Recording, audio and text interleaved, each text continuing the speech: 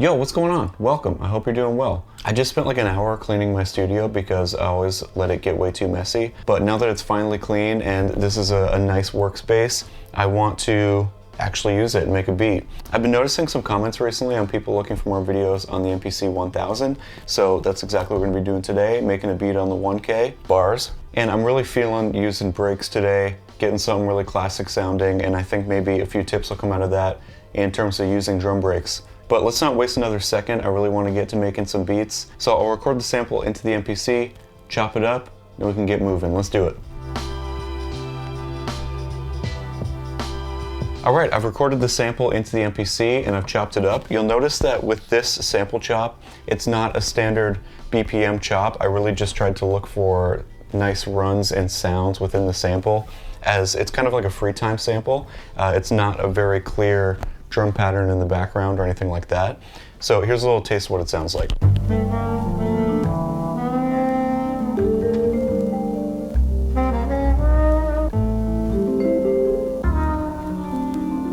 The first thing I want to do here is actually speed up this sample. I know it's a surprise considering I always slow them down, but I want to speed this up, so I'm going into the program, select all sample chops, and then I'm just going to speed those up a little bit.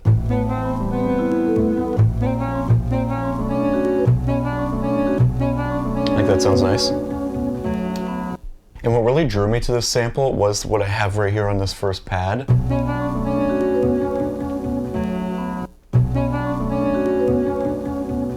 I just love the jazzy vibes we're getting out of that, and I think it's a really good basis for a beat. So for the first pattern, I think I'm really going to rely on that. So I'm going to play the pad and see if I can try to figure out a semblance of BPM to make this beat on, which I do just by playing the pad and hitting the tap tempo. So let's start it up.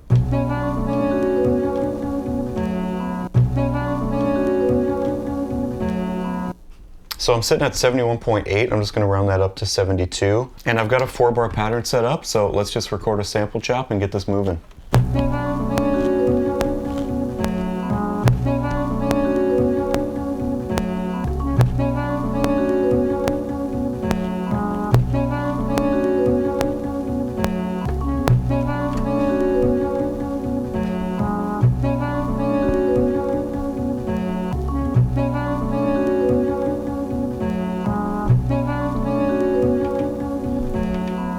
All right, I think that chop's gonna give us a lot to work with. As you could hear, it's really simple. I only used 3 pads. But after recording this chop, I know that I'm really gonna wanna rely on the drums here. So I've got this short drum break loaded up on the MPC on a separate track.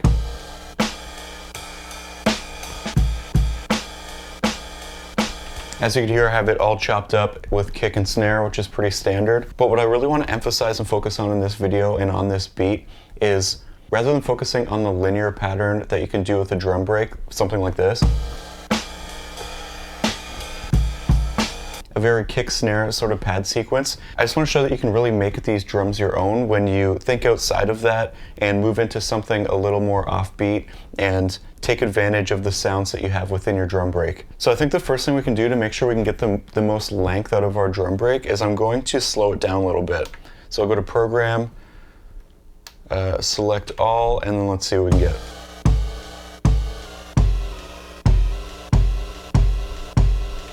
I feel like you get some really nice beefiness out of the drums too when you slow them down. The kick sounds like it just hits a little bit harder because it is lengthening it out and it's lowering the pitch as well. So I just want to mention again what would be pretty standard for adding a drum break onto this sample. I'll play the sample. Pretty simple, a lot of space. We could just add a drum break like this.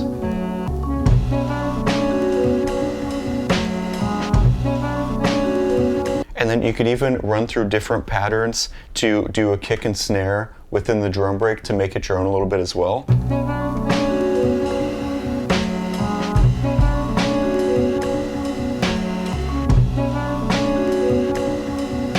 But we're sticking with a very standard kick snare approach. The other thing you notice by doing this is that your kicks and snares are going to end up on the 1 and 2 respectively, because the way I chopped it has the kicks and snares on each pad. So if I'm playing at a steady pace, it's going to be a kick, snare, kick, snare. But what I want to try doing now is moving away from that standard hitting a pad on every single beat and coming up with something even further away from the original break and making it a little bit more our own.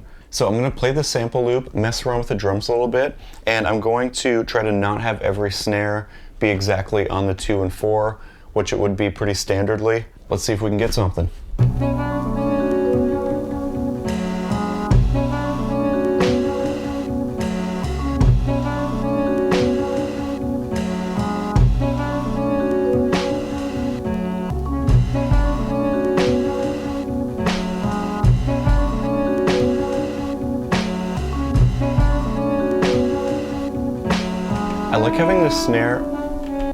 I like how in that pattern the snare is off of the second beat. What I mean by that is if it was on the exact second beat, it would be like this. But if we wanted to move that, it would be more like this.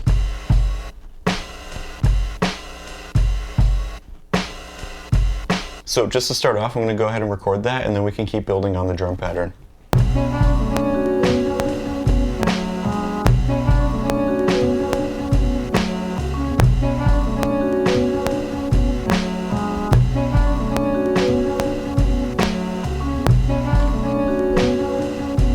I think those drums are going to sound really good, and I feel like having the delayed first snare, it gives it like a really loose vibe.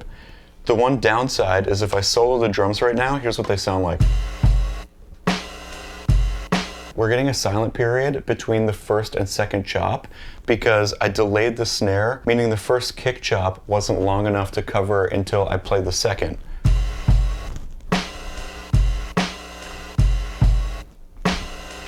So now what we want to do is try to find a sample that can fill that space naturally. And a good thing to fill it in would be something like a kick or just an open to hi-hat. In this case, it would be a ride cymbal because it's a ride cymbal rather than a hi-hat.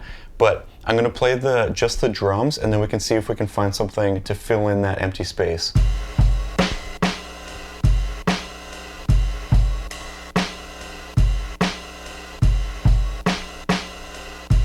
I'm liking this pad a lot, because it's just that ride cymbal, so it's going to sound really natural if we use that to fill in that blank space.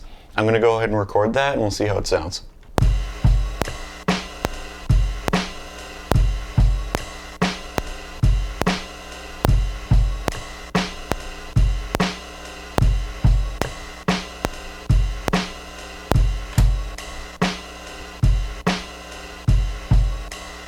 I'm really liking where this drum pattern's at, and I'm feeling like we've come up with something that's really ours here, especially when we consider what the original drum break was, which I'll just play one more time here. This is what we started with. And now here's what we're at.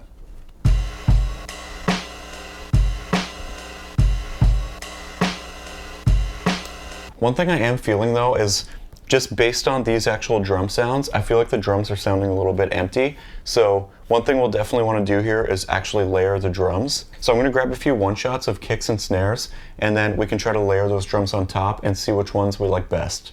Let's do it. Okay, I've got some nice drum one-shots loaded up. So I think we can just layer that on top of the existing kicks and snares, and it's going to add a lot of fullness to our current drums. Let's do it.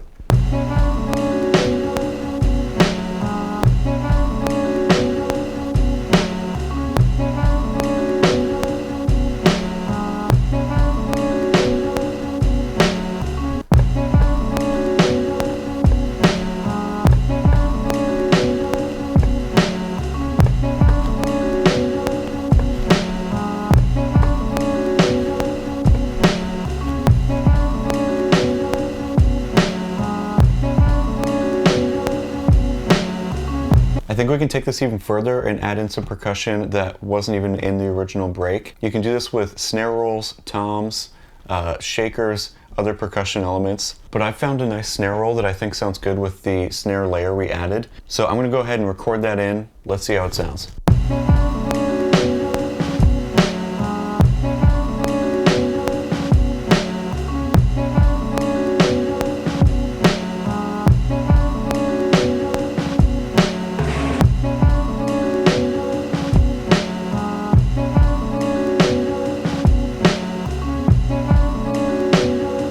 I feel like those additions took this to an entirely new level. I would just want to again compare what this break chop sounded like before and after we added in all of those layering elements and our own percussion. So here's the original drum chop we did.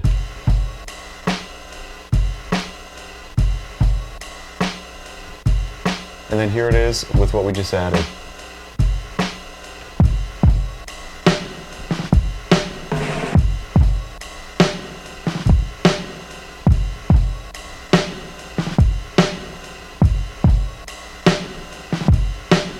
I'm honestly already liking where this beat's at. If we were to just go with this short loop, I think you could do some things to spice it up and work off of this sample chop, but let's see if we can come up with something else that sounds good, and we'll keep moving this beat forward. Let's do it.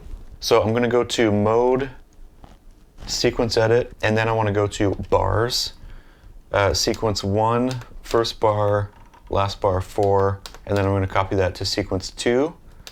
After bars 0, copies 1, do it. So now on sequence 2, I have that exact same sequence.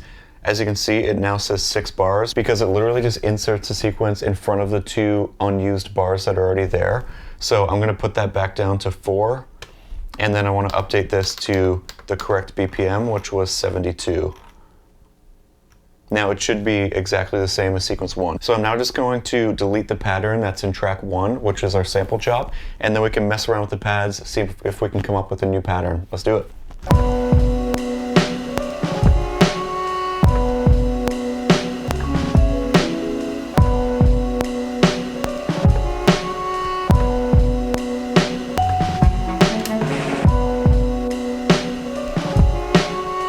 So last thing I want to do here is just add some bass to this. As I've said in past videos, I'd usually do this in my DAW because I feel like I can just control it a bit better. But just so that we can hear it, I'm going to make a new track, load up a bass sample, and then we can play it melodically on the MPC. Let's see how it sounds. Let's get it. I don't think we want anything too complicated, just something that adds to the beat. The bass probably sounds pretty loud right now too. I'm just doing that so I can hear the notes, and I'll turn that down after we have it recorded. Let's do it.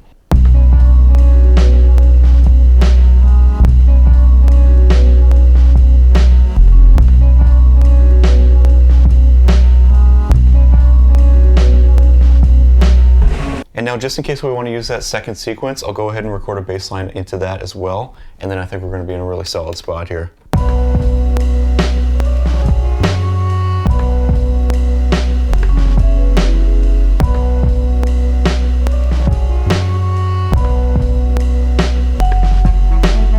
Alright, I think that does it for this beat, and I hope this video showed how you can take some simple drum breaks and really add your own spice to them and not be confined to the pattern that you originally started with. You can kind of move away from the typical kick and snare pattern, and then you can keep adding your own elements and really make it your own. And what that does is it really brings out your own style and infuses that into your beats. So if you like the video, make sure you give it a thumbs up and subscribe if you want to see more videos like this one and more videos on the MPC 1000. It was great to see you again. I hope to see you again soon. Thank you for chilling with me. Peace.